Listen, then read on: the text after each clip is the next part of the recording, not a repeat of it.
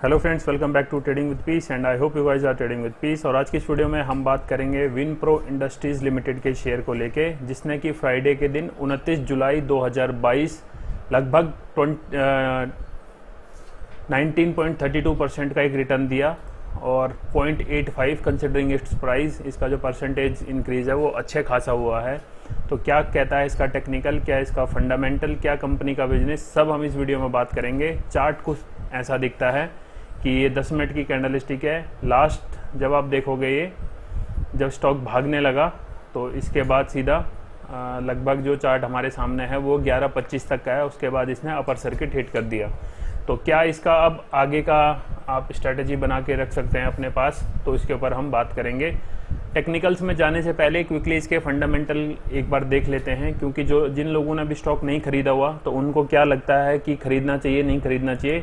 तो इसके फंडामेंटल्स को हम क्विकली गो थ्रू कर लेते हैं। तो विनप्रो इंडस्ट्रीज़ लिमिटेड, जो कि पहले जंप नेटवर्क और उससे पहले मीडिया वर्क्स के नाम से जानी जाती थी, 1992 में कंपनी का रजिस्ट्रेशन हुआ था और कंपनी डील करती है यानी ट्रेडिंग में आईटी एंड अदर प्रोडक्ट्स। तो अभी इसके बारे में और बताऊंगा आपको। चलो पहले ही हम उसके बारे में बात कर लेते हैं कि कंपनी का अगर आप वेबसाइट खोलोगे तो कंपनी की वेबसाइट कुछ है नहीं, कहीं पे दिखती नहीं है। अगर हम फिर गूगल के थ्रू जाते हैं तो अगर यहाँ से जंप नेटवर्क की आप वेबसाइट खोलोगे तो वो भी जंप नेटवर्क की वेबसाइट भी खुलती नहीं है। तो इट मीन्स कि कंपनी की जो बिजनेस वेबसाइट्स होती हैं, एक कंपनी जो एनएसई में लिस्ट है जिसके स्टॉक ट्रेड कर रहे हैं, उसके दोनों वेबसाइट जहाँ से हमने अलग अलग जगह से लिंक खोले, कंपनी की वेबसाइट खुलती भी नहीं है। दूसरी बात, अगर यहाँ पे देखें तो हेडक्वार्टर इंडिया में और नंबर ऑफ़ एम्प्लॉय 3 है, वो भी 2021 में। तो ये मुझे समझ नहीं आया कि ये डेटा यहाँ पे डेटा मिसमैच है या एक्चुअल में ही 3 एम्प्लॉय हैं। तो इसके ऊपर हम फिर से आते हैं इसके फाइनेंशियल्स को लेके। हमने कंपनी का एक बैकग्राउंड देख लिया। अब फाइनेंशियल्स की बात करें तो मार्केट कैप है 52.5 करोड़ का, जिसमें से कि आरओसी आरओई सब माइनस में है। बुक वैल्यू है शेयर की 3.36 रुपीज़ और करंट प्राइस चल रहा है 5.25 रुपीज़। हाई लगाया है 10 रुपये का, लो लगाया है कंपनी के शेयर ने अभी तक 4 रुपये का।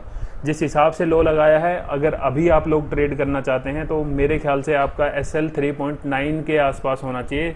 3.90 जैसी क्रॉस करेगा आपको अपना एसएल दे देना चाहिए।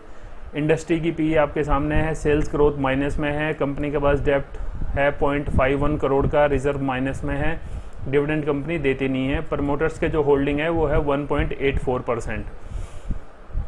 अब देख लेते हैं कि कंपनी प्रॉफिट करती भी है नहीं करती। तो आप लोगों के सामने प्रॉफिट के नंबर अगर आप देखोगे कंपनी के, तो कुछ खासा नंबर आए नहीं है। हर बारी जो भी आप 2011 से लेके उठा के देखोगे, 2015 तक माइनस, फिर 16 और 17 में कुछ पॉजिटिव नंबर आए हैं, 18 तक, 19 तक, और 2020 में आप लोग देखोगे तो एकदम एक बड़ा सा नंबर इसमें आ जाता है माइनस में। ये माइनस जो आया है वो लगभग आया है इनकी अदर इनकम से, कुछ नेगेटिव इन्होंने पोस्ट किया अपने P&L में।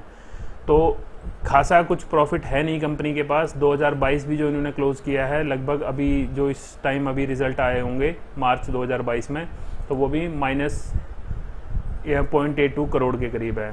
और फिर आ जाते हैं इसके प्रमोटर्स की होल्डिंग को लेके। तो अगर आप प्रमोटर्स की होल्डिंग देखोगे तो कंस्टेंट बनी हुई है 1.84, 2019 से 2022 तक 1% भी कंपनी के प्रमोटर्स ने अपने कंपनी के शेयर खरीदे नहीं हैं। एफआईआईज डीआईज में देखोगे तो डीआईज का कोई इंटरेस्ट नहीं है कंपनी में दिसंबर 2021 के बाद, और जो कुछ है इसमें सब कुछ काम हो रहा है एफआईआईज के थ्रू। एफआईआईज की 1.25 इसमें हिस्सेदारी है। तो ये तो होगी इसके फाइनेंशियल्स में। सही बताऊं तो मुझे कुछ खास समझ आए नहीं, और ना ही मैं इंटरेस्टेड रहता हूं ऐसे शेयर खरीदने में, क्योंकि आपने देखा भी होगा, अगर सपोज करो आपने इस शेयर को बाई कर रखा है और आपने यहाँ पे जैसे इसके ऊपर ये एक बार सीधा सर्किट लगा दिया तो आपको ना खरीदा जाएगा ना बेचा जाएगा स्टॉक।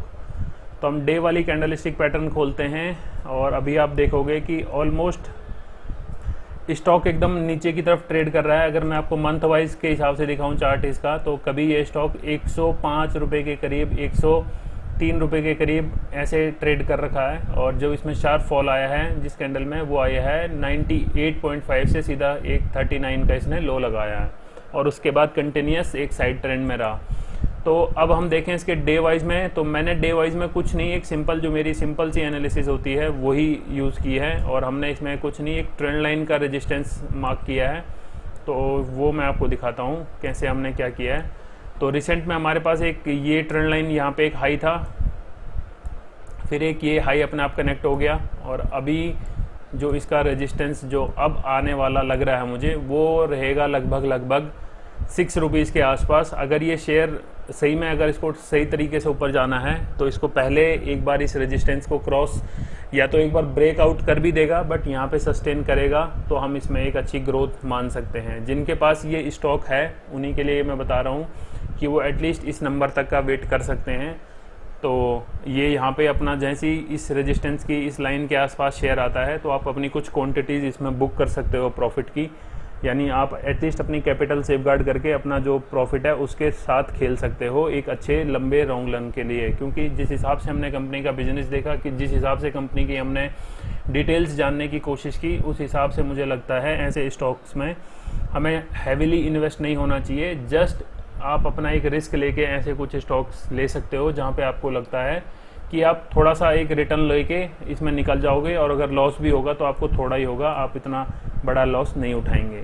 और जो हमने अभी एसएल की बात की थी, तो एसएल आपका ये ठीक ये वाला जोन है जहाँ से 4.05 आपको दिख रहा है, बट मैंने 3.90 का एक माना है कि 3.90 से नीचे हमें एसएल देना चाहिए, और लगभग इसका टारगेट यही है। सपोर्ट की बात अगर कोई पूछे कि सपोर्ट क्या है इसकी, तो जहाँ से अभी स्टॉक ने परफॉर्म किया है ये एक इसकी अच्छी सपोर्ट रेंज है। और अगर इन्वेस्टेड नहीं हो तो आई वुड सजेस्ट कुछ और स्टॉक देखो, और भी बहुत सारे मार्केट में स्टॉक्स हैं। और अगर आप इन्वेस्टेड हो तो वेट फॉर योर टारगेट, और अपने टारगेट आते के साथ ऐसे स्टॉक से निकल भी जाना चाहिए। और अगर आप इसमें लंबे समय से फंसे हुए हो, अगर हम बात करें वीक वाइज में, कि कई लोग होंगे जो लगभग 11 रुपये 10 रुपये के आसपास फंसे हुए होंगे, क्योंकि लोगों को लगता है कि नीचे से जब स्टॉक भागा 5 रुपये और सीधा 10 रुपये तक पहुंचा था, वीकली का कैंडल स्टिक है हमारा, तो उनके लिए बस यही है कि दे कैन जस्ट वॉच कि स्टॉक अगर अपनी इस ट्रेंड लाइन को क्रॉस कर देता है, जो ये हमने ट्रेंड लाइन बनाई हुई है, तो फिर एक मौका है। अदरवाइज जैसे यहाँ से रिवर्स करता है तो आप अपना रिस्क मैनेजमेंट के अकॉर्डिंग अपना प्रॉफिट या लॉस बुक करके स्टॉक से आउट हो सकते हो। आई होप वीडियो आपने यहाँ तक देख लिया है। Thank you so much. मिलते हैं नेक्स्ट वीडियो में। Till then trade with piece.